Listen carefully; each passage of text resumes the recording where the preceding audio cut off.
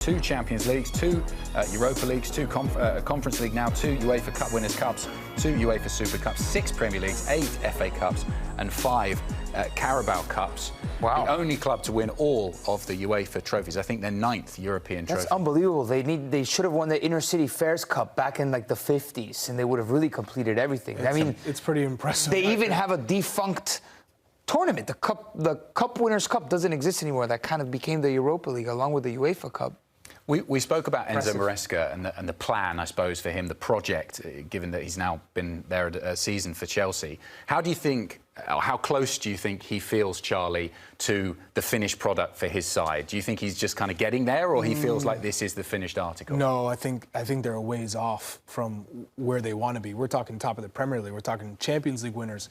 They have a ways to go. We've seen towards the end of the season, they've had some big wins. I mean, the win at Nottingham Forest, that was the game to go to the Champions, be in the Champions League. Yeah, the pressure was on, wasn't it? Yeah. Right. It came through. But if we were watching Chelsea, and Nigel will be the first one to say, it hasn't been pretty. You haven't watched this Chelsea side and say, man, they're really playing a beautiful style. You're seeing a lot of progress from what we saw from Mauricio Pochettino at the end of the previous season. You haven't been impressed, but ultimately they've got the job done. He's figured out, you know, his core players in this team and his system. He sorted out the mess that he walked into at the beginning of the season. It was a disaster. All of us were asking, what are they going to do with so many players on the squad? Who is he going to choose to be in his first choice 11? It was like almost like a summer camp. With all of these guys, you saw the pictures in the gym and all that stuff. He managed to get the house in order. And he achieved what was expected of him, to get into the Champions League and win this tournament, which he was the heavy favorite in. I agree with Charlie. I feel they're a way to go, because for Chelsea, they want to be competing for a Premier League title. They still, for me, don't have the squad that's capable enough. And when you look at the start of this season, let's not forget, Chalobah was a player that was kind of exiled at Chelsea, was a loan at Crystal Palace. Yeah. And he's come back now and he's forced himself to say, I'm one of your best centre-backs, and also got rewarded with an England call-up. So there's still a lot to do. I still feel they need to strengthen. We talked about positioning, centre-back, goalkeeper and a striker. But will they go for experienced players? It doesn't seem like that's the blueprint that Chelsea want to use. They want to go down this youth road and buy young players. And if you're talking about Chelsea competing for Premier League titles, you're going to be competing against the likes of Liverpool, the likes of Arsenal, the likes of Manchester City, who are in a rebuild. And look at what Liverpool are being linked with now already after winning the Premier League. Look at the quality of players they're getting in to kick on again next year. So I still feel Chelsea a few ways and they've got teams like Villa and Newcastle who are pushing them as well. You look at Chelsea and you say they're not a ravenous team yet. Like when Liverpool plays, like they could go toe-to-toe with PSG. Liverpool could have beat them easily. If it's luck of the draw and a penalty kick shootout, we could perhaps be talking about Liverpool in the Champions League final today, right? I don't know if Chelsea's at that level, the players that they have with the way that they play football. There's a lot of potential there. This is certainly a strong step in the right direction. Chelsea were kind of drifting off and you didn't know what was going on. Enzo Maresca, you got to give him credit. Remember when we were joking around, or not really joking around, asking at the beginning of January, I pushed you and I asked, would you rather finish top 4 or win Conference League? And you go, if he doesn't win Conference League, he needs to get sacked. Well, he won Conference League. And he got Champions League. And he got Champions League. So you got to give Maresca credit. Yeah, and I think if you'd offered him that at the start of the season, he would have taken it. Well, that's the competition you're in. You can't win Europa League. You can't win Champions League. You can't win Conference League. So I will say, of the positives in this season, you can take a lot from doing whatever necessary to win, to grind it out, and then let the beautiful football come after. But you got to be able to play different styles, different situations. I think there's a lot of positives in not having the prettiest season this year, but they've still won a trophy and they've still qualified for Champions League. There were moments after Chelsea made the Champions League when they qualified, when they beat Forest, that he was a little bit subdued in his celebrations.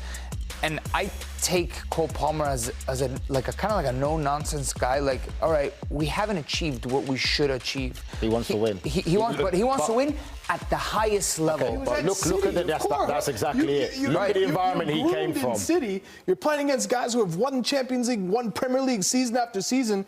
what is the Conference League to Cole Palmer Exactly. if you have that ambition and you want to hold this team to that standard? He's a product of his It's one of those environment, things where too. you're saying, all right, it's good. We did what we're supposed to do, but guys, let's not settle for this. And you want that from a young player. Right, We it's talked, strange. we talked about the summer as well for Chelsea, the project and who they're going to bring in. Do you get more out of Cole Palmer if you sign a slightly better striker than someone like Jackson? Absolutely. Imagine Cole Palmer with striking a Osimhen, partner. Gyökeres, those kind of players. I mean, you love playing Forget with them. about it. That's taking the squad to the next level. Yes, Nico Jackson, from the beginning, we saw certain glimpses of quality, but ultimately, is he a guy that's going to win you games when push comes to shove at the highest level?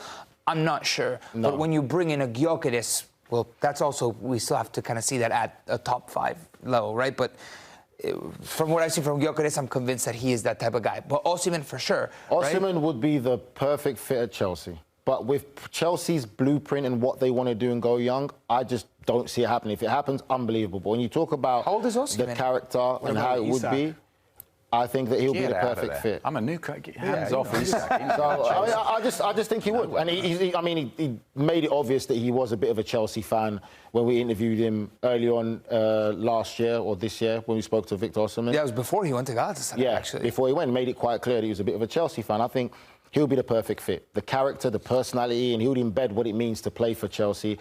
And Cole Palmer, for me, reminds me of like a Kevin De Bruyne in the sense of just the final attacking third. Not the box-to-box midfield element where he can play in that 8 role, but more so just the attacking element of it with the quality of that final pass, that bromance that you have, like how Kevin De Bruyne had it with Haaland.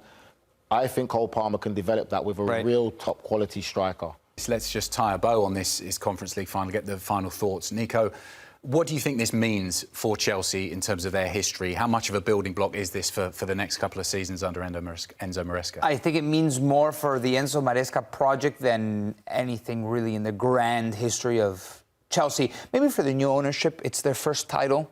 So since the takeover, it's a good forward step. It's progress from what we saw because you didn't know how many chefs were in the kitchen calling the shots in the ownership of Chelsea. They hired their manager, they fired their manager. Now they're back on track, and now it's Champions League. And I think we got to judge the progress until next season to see how they do in Champions League at the very creme de la creme level of European football. Charlie, how do you think they'll get on in the Champions League next season? Is your gut feeling that they might get through that league phase, or would that be a struggle? I think it'll be a struggle unless they make some improvements. This is a team that has shown that they have quality in the Conference League. And in the Premier League, it's been up and down.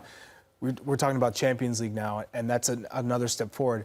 I think they could look at what Aston Villa were able to do this season. I think they were fantastic in Champions League. The form was great. But it could come at a cost. So it's trying to balance all the competitions that Chelsea's going to be in next season. I think it's going to be difficult if they don't make some additions to the squad. Nigel, we spoke pre-match about the fact that Maresca's never afraid to say how he feels. You know, we mentioned the comments he made to the English press and how that would be viewed back home in England. Do you think this is him ultimately telling the story on the pitch and letting his players do the talking? I think, for me, the English media and fans would be expecting him to win this. So for them, it's not going to change much. It's next season. Next season's when he's really going to be under pressure again, because it's what comes with being Chelsea manager. So people are going to be intrigued to see how he does next year.